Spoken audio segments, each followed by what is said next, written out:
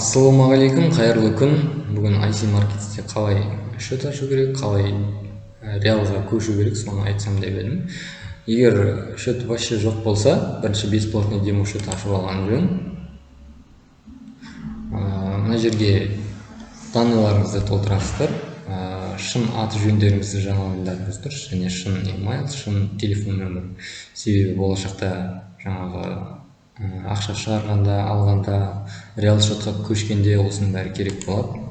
Сол үшін бәріне шын аты жөндеріңізді жазасыздар. Бәрін толтырып болып, регистрацияны басасыздар.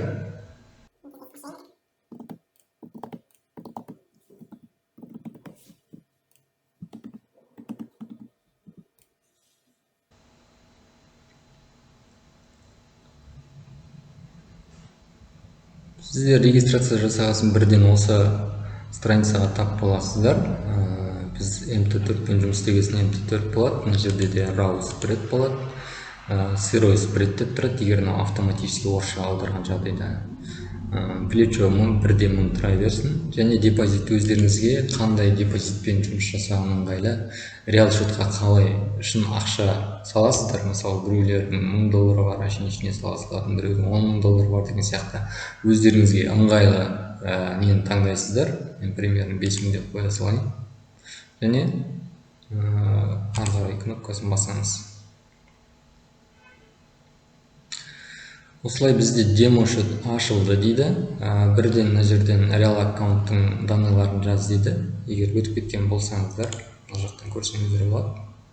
Мына жерде демо шот MT4-ке кірген кезде осы ID мен және осы сервермен және осы парольмен кіретін боласыздар MT4-де. Егер MT5 пен жұмыс істейтін болсаңыздар, басынан ашасыздар, осы жерде новый шөт ашсаңыздар, open дейсіздер де басынан аша бересіздер. MT5 болса MT5, MT4 болса MT4. Вдруг басынан да шөт ашқыларыңыз келсе деген бұл. Ал енді реал шотқа көшетін болсақ, бізге мына жерде қызыл кнопка тұрады сіздерде. Осы қызыл кнопканы басасыздар. Мына жақтың бәріне шын данныйларыңызды толтырасыздар. Қала, адреске адрес, облыс, мына жерге почтаның несін жазасыздар, кодын. Бұл жерге де бәрін шынайы толтыру керек.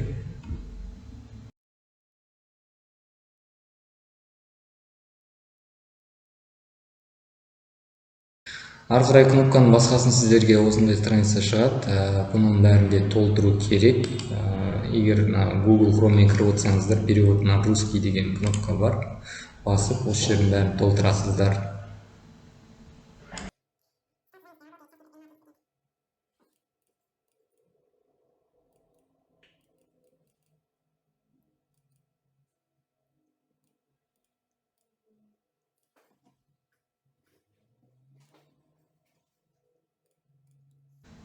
Бәрін толтырып болғасын осы страницаға тап боласыздар. Бұл жерден де өздеріңізге керекті жұмыс істейтін терминал таңдайсыздар. Біз жұмыс істейтін MT4 және доллар США-ға тип аккаунты raw spread немесе сырой spread.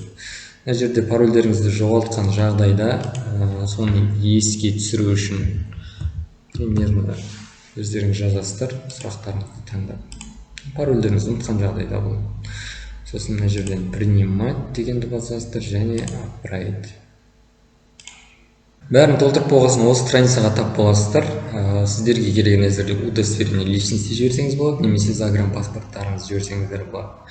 Загранпаспорт жібергендеріңіз дұрысырақ, себебі ол жерде ағылшынша жазылған аты жөндеріңіз соны тезірек қабылдайды. Және мына жерге адресіне справка керек. Қай жерде жазылатын, мысалы, квитанцияда жазылып тұрады адреспен сіздің атыңыз, сол сияқты. Немесе банктерден справка о наличии счета деген аласыздар. С адресім деп айтасыздар. Көбінесе Каспий банк береді. Каспий банктан сол справканы алып, осыны жібересіздер. Справка о наличии счета деген. Жіберіп болғасын, сіздерде мына жерде кнопка пайда болады. Қай документті қабылдады, қабылдамады, оны көрсеңіздер болады. Қабылдамаған болса, басынан басқа документ жіберуге тура келеді. Қабылдамаған причинасын жазып қояды. Егер қабылдаған болса, сіздерде мынау жоқ болып кетеді. Мына строка бірден аккаунт деген шығады. Сол жақтан реал счеттарыңызды ашып, сонымен торговать етсеңіздер болады, ақша салып. Ол қабылдау кейде ұзаққа созылады, бір аптаға созылады, кейбіреудікі 3 күн, кейбіреудікі 1 күн.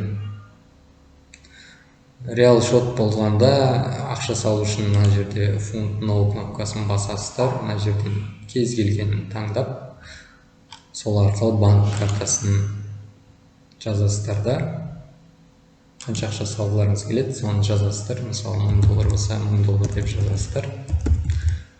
Сосын мына жақта сіздерде картаның данныйларын енгіз дейді. Картаның данныйларын енгізесіздер. Картаңызда интернет банкинг ашық болу керек. Интернеттен, яғни ақша ұстап қалатын. Сөйтіп ақша саласыздар. Шығарып алу үшін мына вкладкаға кіресіздер. Бұл вкладкаға кіріп, ең бірінші ақша қай способпен саласыз, сонымен шығарған тиімді болады. Сол картаңызға ертерек барады. Астында мына жерден шығарып алғандарыңыз тұрады. Немесе шығармады, отмена берді деген сияқты мына жазулар тұрады. Процесс болса, процесс болады. Әлі ақша келе жатыр сізге деген сөз. Сол сияқты еш қиындығы жоқ. Бүгінге осы. Келесі сабаққа дейін сау болыңыздар.